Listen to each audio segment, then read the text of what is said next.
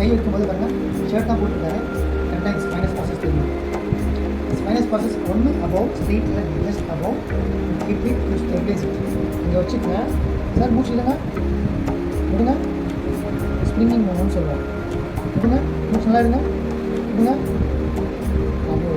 மூச்சு விடுங்க. விடுங்க. இது வந்து உங்களுக்கு கைரோ கிடையாது. இது வந்து மேனிபுலேஷன். அதில் ஸ்ப்ரிங்கிங் மூவ்மெண்ட்டு அதான் சொல்லுங்கள். இதுதான் உங்களுக்கு வந்து மேனிபுலேஷன் கைரோ இருக்கும். இது வந்து இது ஸ்ட்ரெயிட்டாக வச்சுட்டு